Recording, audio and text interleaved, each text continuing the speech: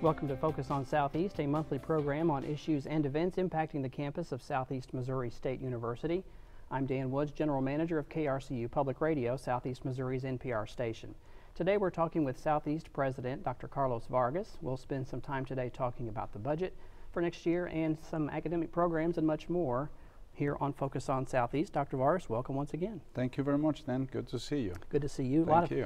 A lot of things on the agenda for today.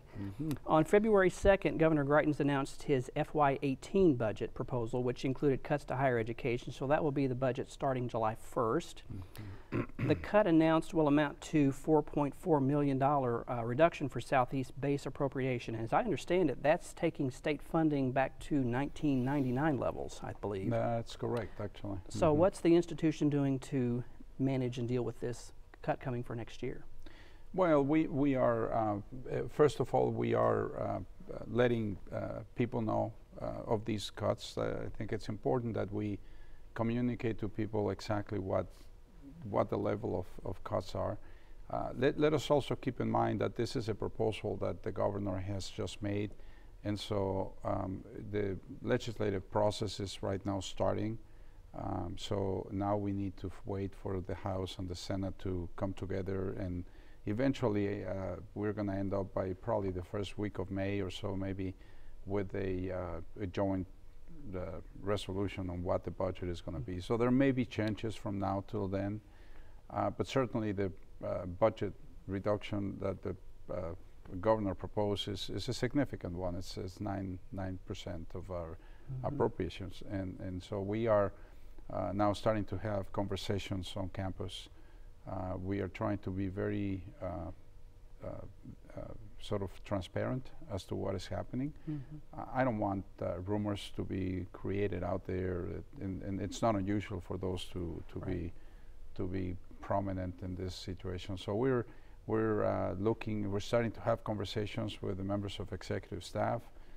The Budget Review Committee is going to be playing a prominent role in this, which is the way that the university has dealt with cuts in the past that we've had. So the process, we know what it is. We've followed in the past, and we're going to continue to do the same thing. We're going to keep people informed. We're going to try to be as thoughtful as possible and deal with this situation at this point.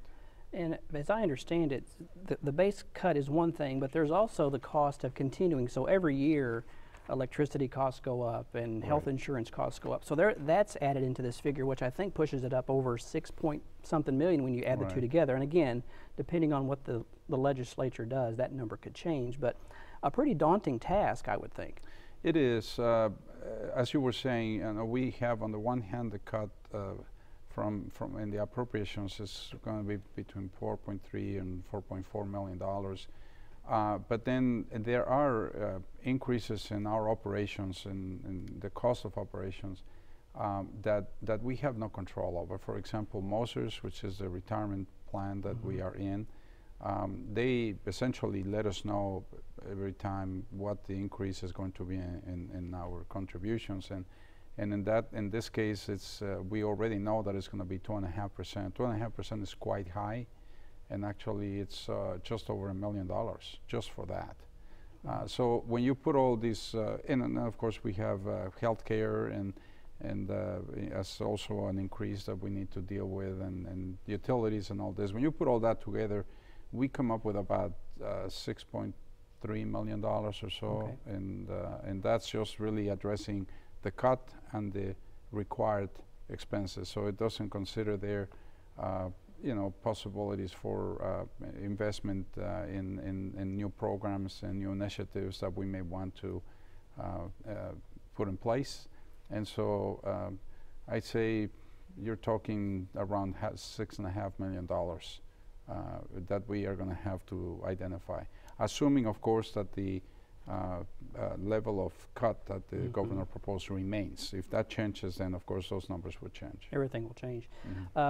Will tuition be raised as part of this? Is that being discussed or even looked at least initially, depending on, again, what happens with the state? Yes, well, yes, I think we are having conversations. As a matter of fact, last night, Vice President Mangles and I met with the Student Government Association, the board, and we gave them a explanation of where we are. Again, we wanted to avoid them hearing things that are inaccurate. So, first of all, what we did is in February, this last meeting of the Board of Regents, we presented to them a number of scenarios that we wanted them to be aware of. We wanted them to understand what the magnitude of these reductions in our budget are, and what the various scenarios initially that we proposed to them, not as a way for them to make a decision. At this point, all we're doing is sharing with them different scenarios so that they get a general sense of what we're talking about here. So indeed, one of the things that we did is we said, okay, well, one scenario is if we don't increase tuition, then of course we need to come up with about $6.5 million. And I'm using round numbers here, maybe right. 6.2, 6.7, but okay. We need to come up with that money from the budget that the university has. Now, the way to avoid that would be to increase tuition. And of course, there is the law says that the universities are allowed to increase tuition by the change in the consumer price index. So there's a cap. So really? If the CPI goes up by 2.1%, then you are in principle allowed to increase tuition up to that level, okay. 2.1%. So what we have done is presented to the regents that particular information, and that's what we have done with the students also, and that's what we're going to do in an open forum that we're going to have coming up in a few days. Again, because we want to make sure that the staff, the students, and the faculty understand where we are. So in our case, one of the things that we have done as a university is every time that there's been an increase in the last couple of years, an increase in the CPI, we have requested approval from the Board of Regents to increase tuition by that amount. But we have never really transferred that increase to the students. Okay. So we have received approval for a total of 2.8%. It's 2.1% 1 year and 0.7% the next year. Okay. That we have not charged to the students. But have approval to do it. But we have approval to do it. So at this point, what we would give the regents was a scenario that says, okay, what if we increase tuition by, say, 2.1%, which is last year's increase. So how much money does that represent for the university?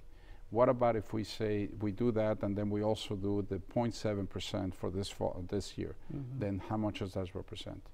And then also we present another scenario where, because of what I described to you as to what we've done in the past, there is actually at this point $10.66 that we have not charged the students. Essentially, we put it into our numbers, but then we waive it.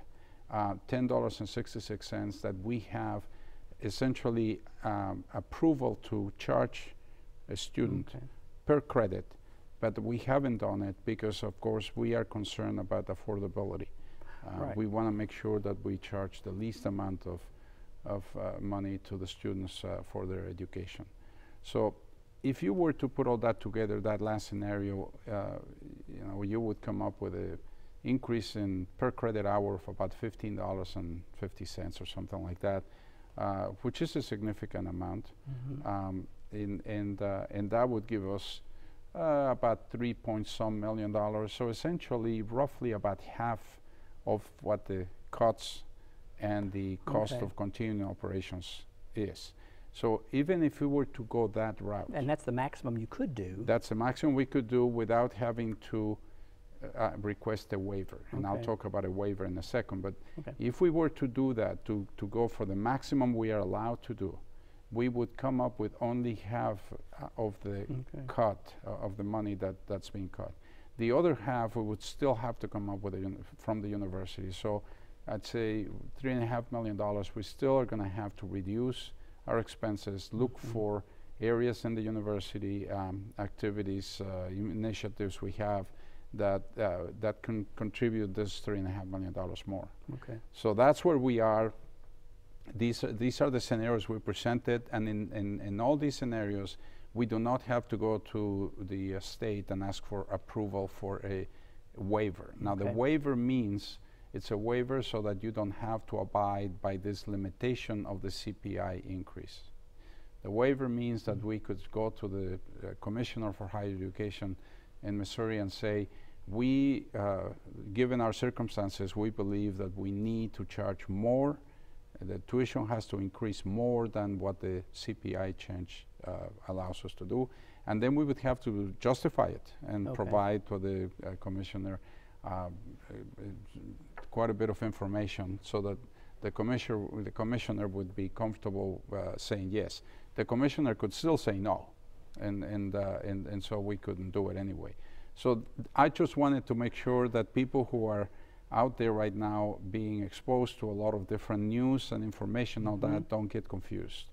At this point, the Board of Regents has not made a decision. We have not made any recommendation to the Board of Regents for a specific way to deal with this. Again, the legislative process is it's starting right now. So at this point, we are starting to have internal conversations because it is important that we do that, considering the fact that we may actually end up being exposed to a severe budget cut at the end. I know there's a lot to it, and I appreciate you explaining it. There's a lot of things going on, and we'll continue to talk about this on our program each month and update folks on what's going on. Very good. I appreciate that. And on that note, we're going to take a short break. So when we come back, we'll continue our conversation with Dr. Vargas. That's in just a moment. You're watching Focus on Southeast, and we'll be right back.